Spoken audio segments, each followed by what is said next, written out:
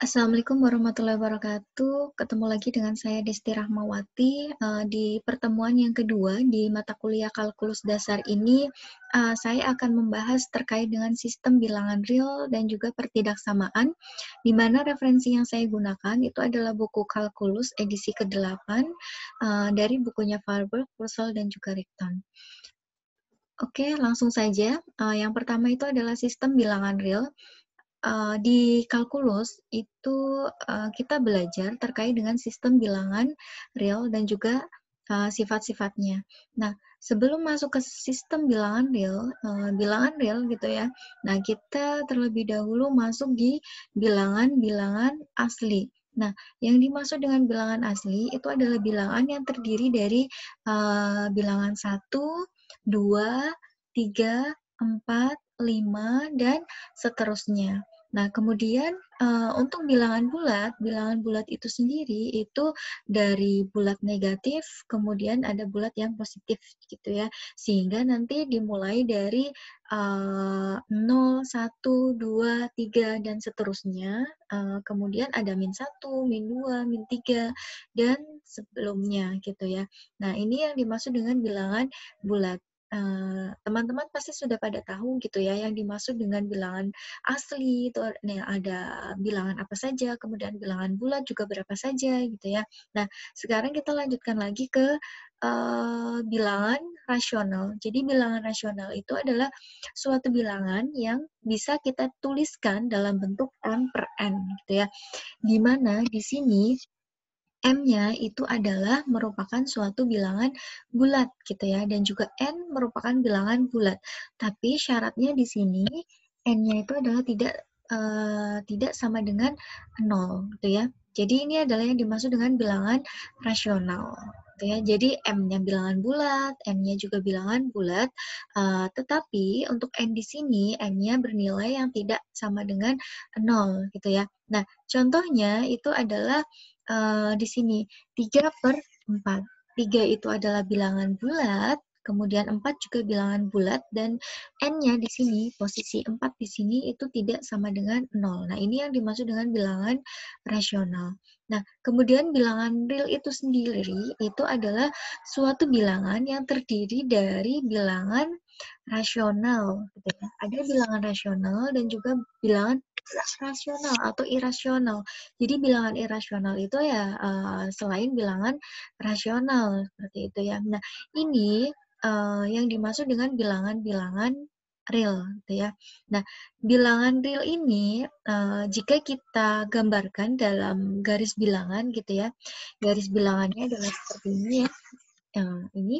Nah, di sini, garis bilangan ini, titik asalnya atau yang diberikan label 0 ini adalah sebagai titik asal. Nah, di, bilangan ini ya, di garis bilangan ini itu ada suatu bilangan-bilangan real gitu ya. Bilangan real tadi ada bilangan rasional dan juga bilangan irasional gitu ya. Dan juga, negatifnya dan juga nol gitu ya, itu yang dimaksud dengan bilangan real gitu ya. Nah, eee, untuk, sistem bilangan real ini ya, yang terdiri dari bilangan rasional ataupun irasional itu bisa kita gambarkan dalam, garis bilangan yang seperti ini, gitu ya. Di mana arah ke sebelah kanan ya, ke sebelah kanan itu biasanya bernilai positif gitu ya. Nah, sehingga di sini di setelah 0 ini ada bilangan, ada setengah, kemudian ada 1, ada akar 2, dan juga yang lainnya. Nah, kemudian kalau yang ke arah kiri itu biasanya yang bernilai negatif. Nah, kemudian, untuk bilangan itu sendiri gitu ya, untuk bilangan itu sendiri, bilangan asli itu biasanya kita notasikan dengan bilangan, kita notasikan dengan, notasi N ya. N itu adalah merupakan bilangan asli. Kemudian, bilangan bulat itu kita notasikan dengan, notasi Z. Kemudian untuk bilangan rasional itu sendiri dinotasikan dengan Q gitu ya. Nah, R itu untuk menyatakan suatu bilangan real gitu ya. Nah, di sini N itu adalah himpunan bagian dari Jadi bilangan asli itu termasuk dari bilangan bulat. Nah, bilangan bulat itu termasuk dari bilangan rasional, dan bilangan rasional itu sendiri merupakan himpunan bagian dari bilangan real, seperti itu ya. Karena tadi kita tahu bahwa yang namanya bilangan asli itu kan nilainya ada 1, 2, 3 dan seterusnya. Nah, 1, 2, 3 dan seterusnya ini kan tercangkup di bilangan bulat. Bilangan bulat itu tadi ada 0, ada -1, ada 1 gitu ya, ada negatif, ada positif gitu ya. Sehingga untuk bilangan asli itu kalau kita gambarkan itu dia berada posisinya di sini ya. Nah, jadi bilangan asli ini termasuk atau merupakan himpunan bagian dari bilangan bulat gitu ya. Ini bilangan bulatnya. Jadi bilangan bulat itu mencangkup bilangan asli. Kemudian bilangan rasional. Bilangan rasional itu di dalamnya ada bilangan bulat dan juga ada bilangan asli ya, dia seperti itu. Nah, yang lebih tinggi lagi itu adalah bilangan real ya. Bilangan real itu tadi ya terdiri dari bilangan, ada bilangan rasionalnya seperti itu ya. Nah, ini yang dimaksud dengan bilangan real. Nah, di kalkulus ini kita akan belajar dengan menggunakan bilangan real gitu ya. Jadi bilangan real itu ada bilangan asli, bilangan bulat gitu ya. Kemudian ada bilangan rasional seperti itu. Nah, uh, itu yang dimaksud dengan sistem bilangan gitu ya, atau bilangan real gitu ya. Nah, sekarang kita masuk ke operasi dari suatu hitungan gitu ya.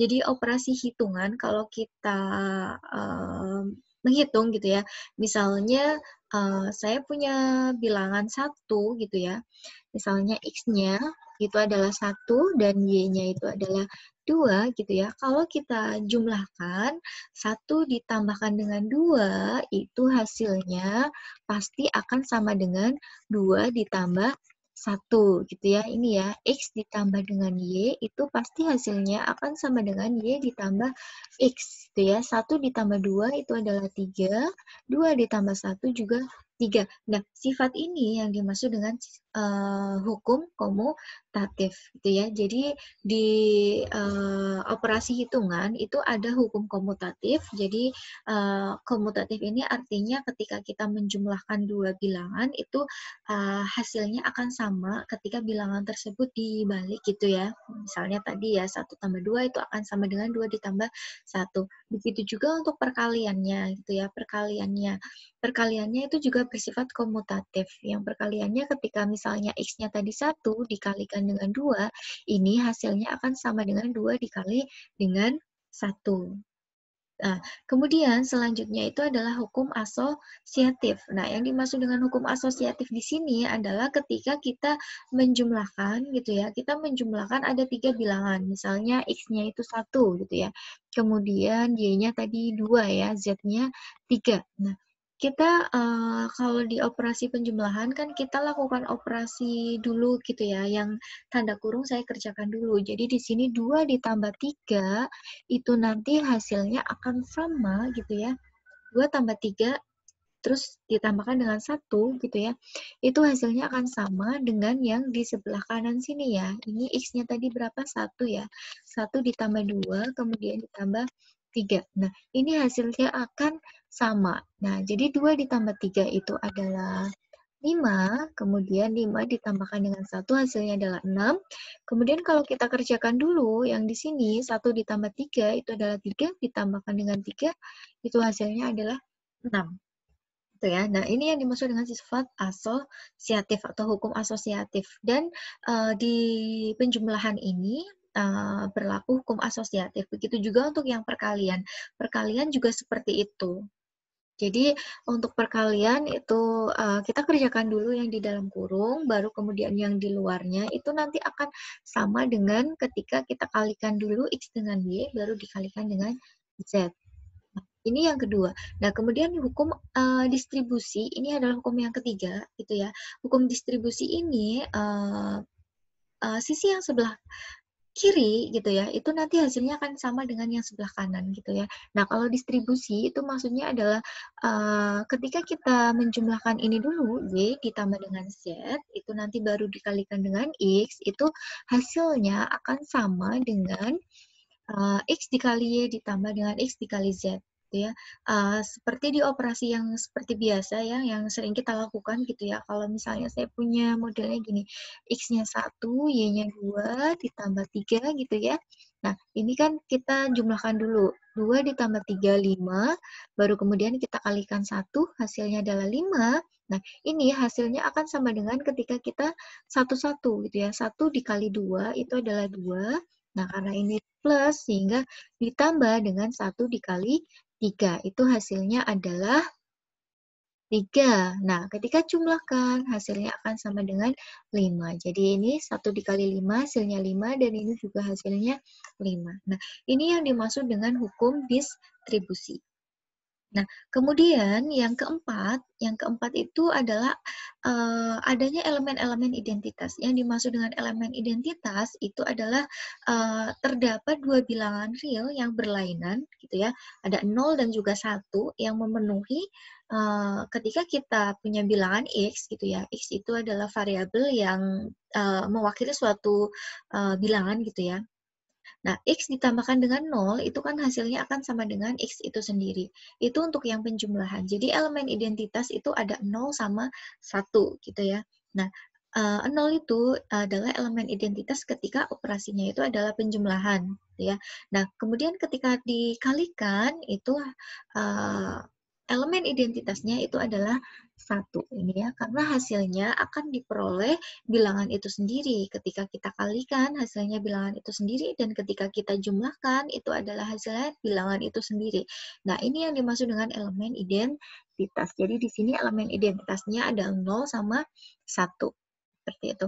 Nah, kemudian untuk yang kelima itu adalah balikan atau yang sering kita sebut dengan inverse gitu ya. Nah, inverse di sini jadi setiap bilangan itu memiliki balikannya atau negatifnya gitu ya. Kalau saya punya bilangan X, kemudian inverse-nya, balikannya itu adalah negatif dari X ya, jika itu adalah merupakan operasi penjumlahan. Karena ketika kita penjumlahkan, kalau kita jumlahkan bilangannya dengan inverse-nya, itu akan menghasilkan 0 ya, atau elemen identitas ya, dari penjumlahan. Nah, kalau perkalian inverse-nya bagaimana? Berarti kalau perkalian ketika kita punya bilangan, kita kalikan dengan inverse-nya, itu hasilnya adalah 1. Nah, inverse-nya itu adalah X pangkat min 1.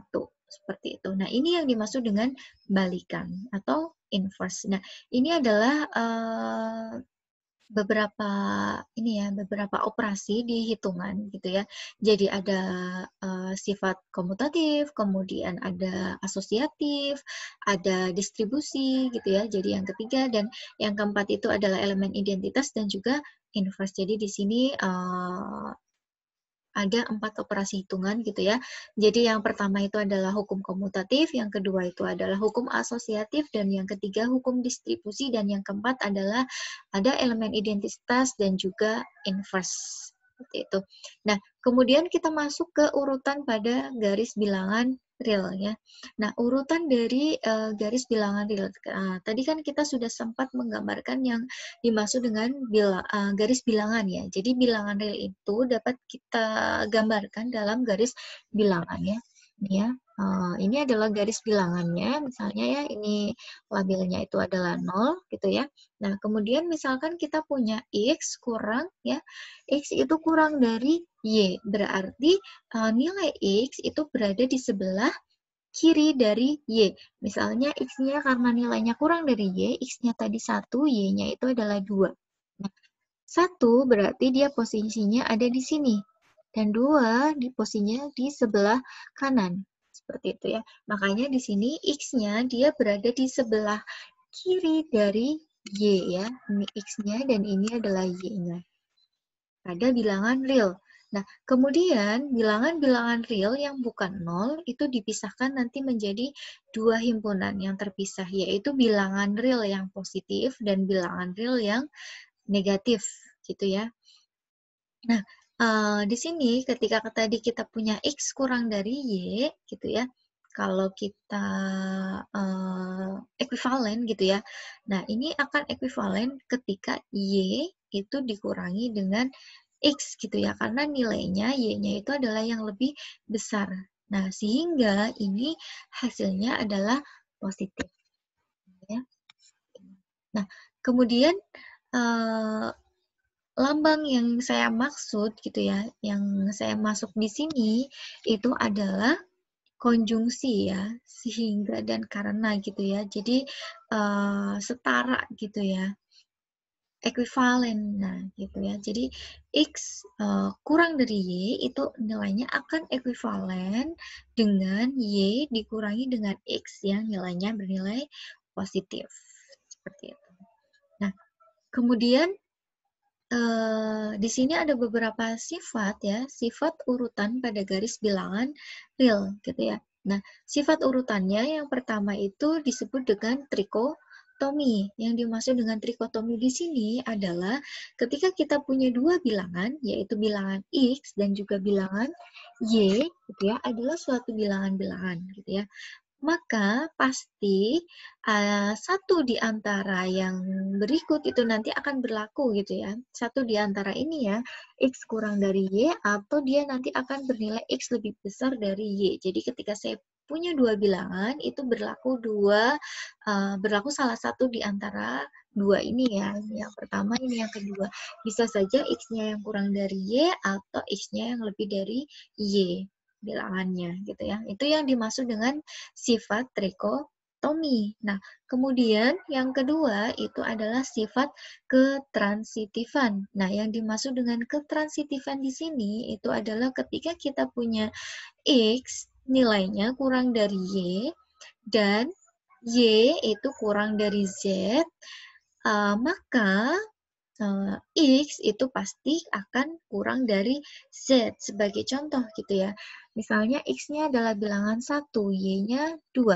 Ini kan 1 kurang dari 2. Dan 2 itu nilainya akan kurang dari Z. Berarti saya ambil misalnya adalah 3 gitu ya. Jadi jika saya punya 1 kurang dari 2 dan 2 kurang dari 3, maka 1 itu nilainya akan kurang dari 3. Nah, gitu ya. Jadi X-nya itu 1, Z-nya itu adalah 3. Betul, karena 1 itu nilainya adalah kurang dari 3. Nah, ini yang dimaksud dengan sifat ketransitifan. Kemudian yang ketiga, ya, yang ketiga itu adalah penambahan. Nah, yang dimaksud penambahan di sini, ketika misalnya saya punya X kurang dari Y, gitu ya, maka ini akan ekuivalen ketika kita menambahkan ada bilangan Z lain ya. Misalnya saya ambil bilangan Z-nya 3 gitu ya. Kemudian X-nya 1, Y-nya 2. Z-nya 3. Nah, pasti nilai X nilai X, ini maksudnya X kecil tadi ya, ini juga Y gitu ya. Nilai X ya, misalnya 1 ditambahkan dengan Z-nya tadi saya ambil 3, itu pasti nilainya akan kurang dari 2 ditambah 3. Nah, 1 ditambah 3 itu adalah 4, 2 ditambah 3 itu adalah 5 gitu ya. Jadi nilai ini akan kurang dari yang sebelah kanan. Jadi ketika kita menambahkan bilangan Z berapapun gitu ya, kalau X-nya kurang dari Y, ya pasti hasilnya juga akan sama posisinya. X ditambah Z itu pasti nilainya akan sama dengan Y ditambahkan dengan Z. Nah, selanjutnya itu adalah sifat perkalian gitu ya. Yang dimaksud dengan sifat perkalian di sini adalah misalnya saya punya bilangan Z positif ya.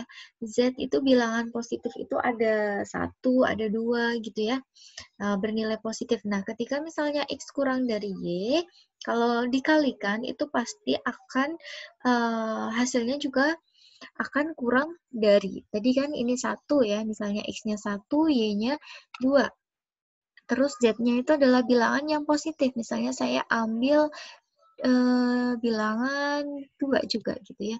Nah, sehingga ketika kita kalikan, 1 dikalikan dengan 2 itu akan kurang dari gitu ya. Ini kan 1, Z-nya itu adalah 2. Ya, ini kan nilai Z-nya 2. Kemudian Y-nya itu juga 2. 2 dikali Z bernilai 2. Nah, gitu ya. Jadi 3. Ini 3, kemudian ini 4. Nah, 3 ini akan nilainya kurang dari 4. Seperti itu ya. Nah, ini yang dimaksud dengan sifat perkalian gitu ya. Nah, ini tidak berlaku ketika Z-nya negatif. Kalau Z-nya negatif, pasti ketika kita punya X kurang dari Y, itu pasti nilainya akan berubah menjadi lebih besar gitu ya. Contohnya, misalnya Z-nya negatif, yaitu min 2 gitu ya. Tadi X-nya 1, Y-nya 2. Nah, X dikalikan dengan Z, berarti X-nya 1, 1 dikalikan dengan min 2, hasilnya adalah min 2. Kemudian, Y dikali dengan Z, Y-nya itu adalah 2, gitu ya. Ini ya, 2 dikalikan dengan Z-nya, itu tadi adalah min 2. Nah, hasilnya adalah min 4, ini hasilnya min 4, ini min 2. Nah, kita lihat antara min 4 dengan min 2, kalau kita gambarkan di garis bilangan, gitu ya, ini 0 gitu ya, kalau semakin ke kanan itu kan positif gitu ya, semakin ke kiri itu akan negatif. Nah, min 2 posisinya ada di mana? Berarti ada di sini, ini min 1 misalnya, ini min 2. Nah, min 3 di sini ya, di sebelah kirinya, kemudian ada min 4. Nah, posisinya antara min 4 dengan min 2 itu adalah lebih kecil dari min 4. Sehingga ketika kita punya bilangan X itu kurang dari Y, ya, nanti ketika kita kalikan dengan bilangan yang negatif, itu hasilnya akan lebih besar gitu ya. X dikali Z itu akan lebih besar dari Y dikali dengan Z. Seperti itu. Nah, ini adalah urutan di garis bilangan real ya. Jadi ada sifat trikotomi, kemudian ada sifat ketransitifan, kemudian ada sifat penambahan, dan juga ada perkalian. Seperti itu. Nah, kemudian ini adalah yang dimaksud dengan sistem bilangan real gitu ya, di mana ada beberapa sifat-sifatnya di bilangan real gitu ya. Jadi bilangan real kita sudah selesai. Nah, sekarang kita masuk ke pertidaksamaan. Nah, pertidaksamaan. Jadi tadi kita membuat suatu ini ya, apa namanya, sistem bilangan real itu kita bisa menggambarkan di garis bilangan. Nah, di garis bilangan itu tadi ada bilangan-bilangan real gitu ya. Nah, di sini di pertidaksamaan itu ada istilah yang dimaksud dengan selang. Nah, selang yang dimaksud dengan selang itu apa? Selang adalah himpunan bagian dari garis bilangan, gitu ya. Nah, pertidaksamaan itu berarti kita menggunakan tanda pertidaksamaan ya. Kalau sama dengan itu pakai tandanya adalah sama dengan, kalau pertidaksamaan itu ada kurang dari, ada lebih dari, ada kurang dari sama dengan, ada lebih dari sama dengan. Nah, kemudian selang itu sendiri itu juga terbagi menjadi dua, yaitu selang terbuka dan juga selang tertutup. Kalau selang terbuka berarti itu menggunakan tanda pertidaksamaan tanpa sama dengan, ini ya.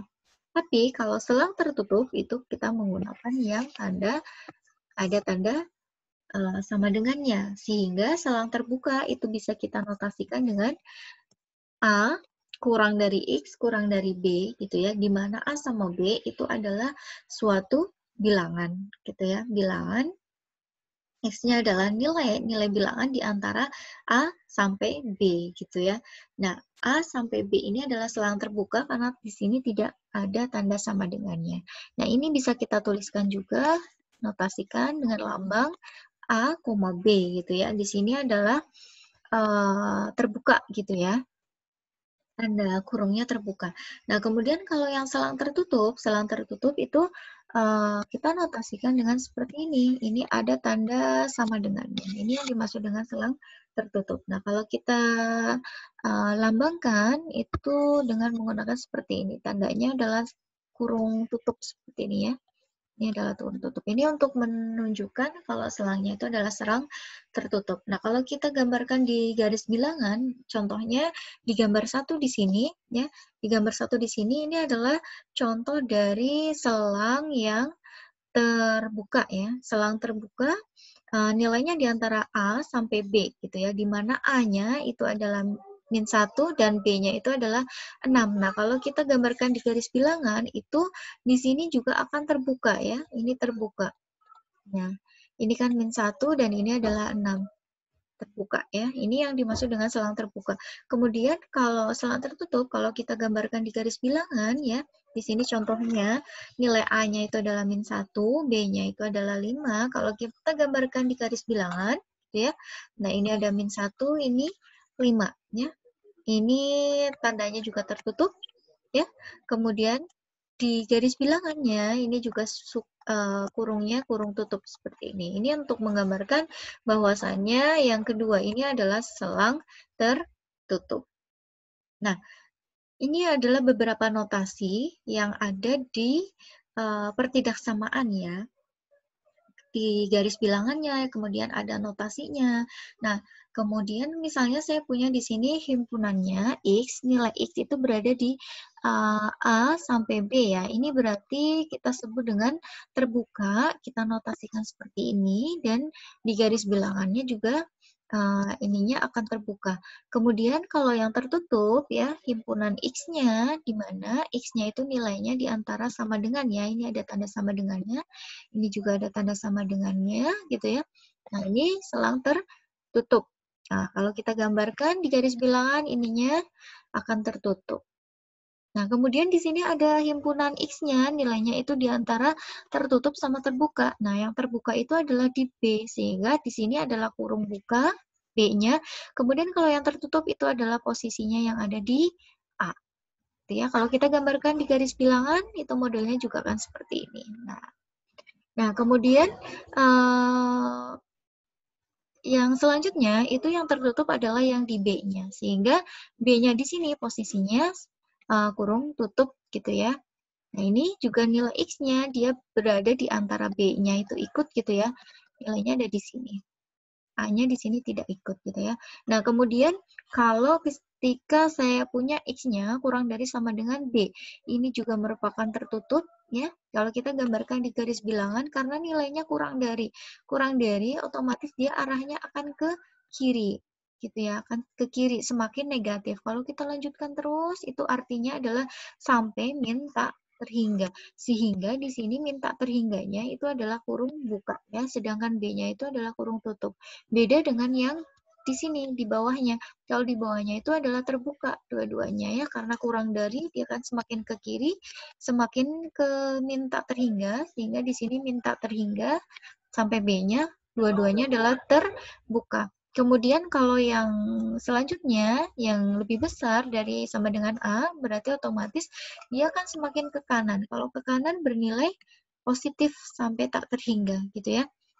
Nah, kemudian A-nya itu adalah selang yang tertutup. Berarti A kurang dari tak terhingga. Begitu juga kalau yang di bawahnya. Kalau yang di bawahnya karena di sini adalah terbuka dua-duanya, sehingga ininya kebuka gitu ya. Ini juga terbuka dan nilainya akan semakin ke kanan, semakin plus tak terhingga. Nah, kemudian yang terakhir itu adalah bilangan real ya. Bilangan real itu berarti dari min tak terhingga sampai tak terhingga. Jadi semuanya di sini ada bilangan-bilangan gitu ya. Nah, ini yang dimaksud dengan bilangan real. Oke, ini adalah notasi himpunannya ya. Jadi notasi himpunannya itu yang berada di sini ya. Nah, kemudian untuk notasi intervalnya dilambangkan yang ada di tengah ini. Kemudian untuk garis bilangannya bisa dilihat di grafik ini. Dari masing-masing himpunannya. Nah, untuk menyelesaikan pertidaksamaan, gimana sih caranya? Yaitu yang pertama, sebenarnya untuk mencari pertidaksamaan itu hampir sama dengan persamaan ya, mencari solusi dari persamaan. Yang pertama itu langkahnya adalah kita bisa menambahkan bilangan yang sama pada kedua pihak atau kedua ruas dari suatu pertidaksamaan gitu ya. Atau yang kedua bisa juga dengan mengalihkan ya. Dan yang ketiga, itu kita dapat mengalihkan kedua ruas dengan suatu bilangan negatif, tetapi kemudian kita harus mengembalikan arah pertidaksamaannya kalau dikalikan dengan negatifnya, seperti itu.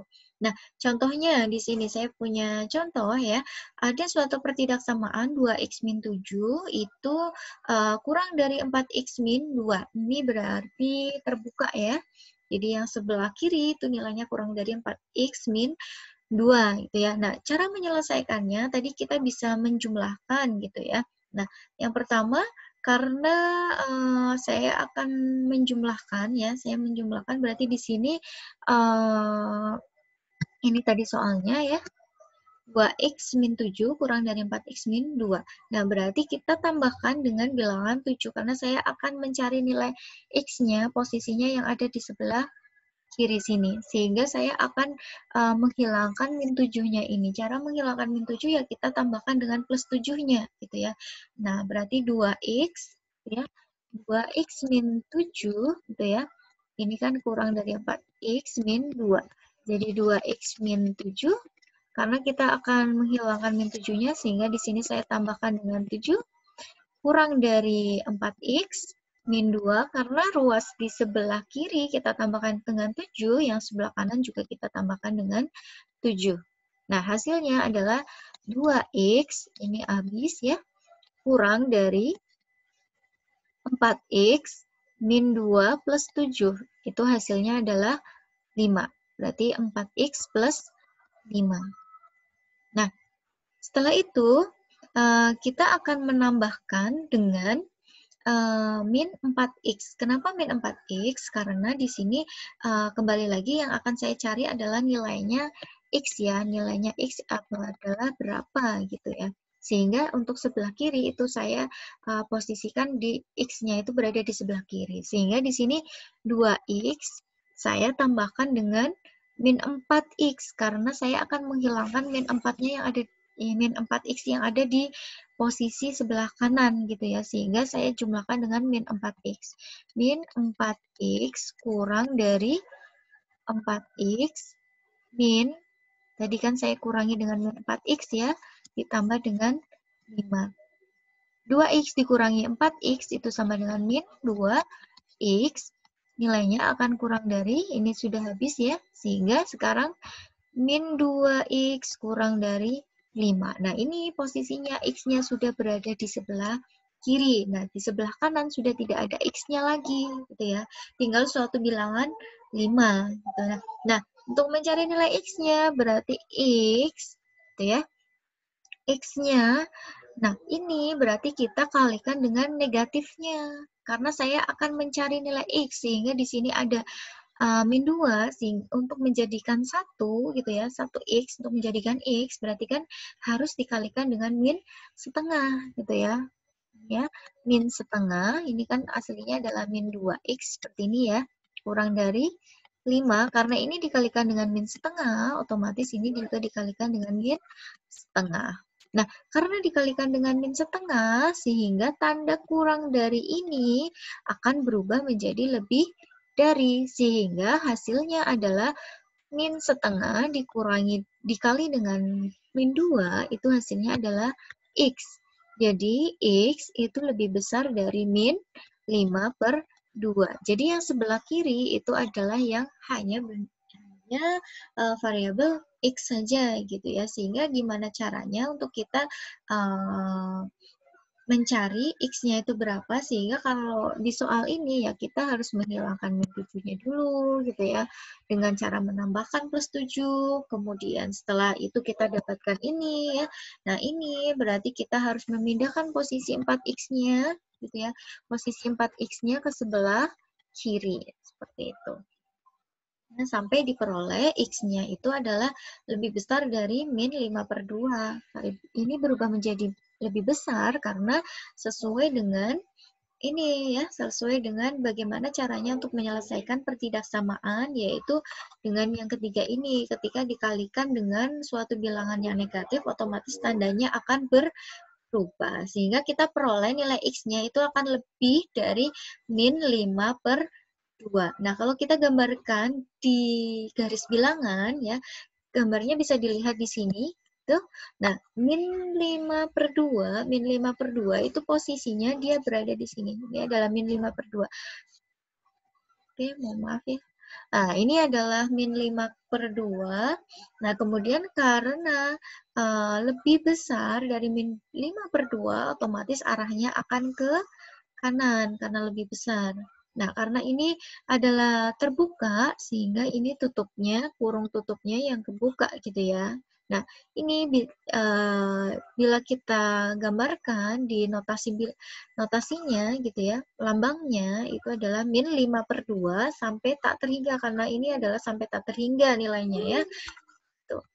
Nah, kemudian himpunan penyelesaiannya berapa? Berarti himpunan penyelesaiannya adalah yang ini. Ini adalah kita dapatkan himpunan penyelesaiannya itu sama dengan X gitu ya, himpunan X, di mana nilai X-nya lebih besar dari min 5/2. Lebih besar dari min 5/2 karena nilainya dia akan semakin ke kanan, seperti itu. Nah, ini adalah contoh dari pertidaksamaan, seperti itu.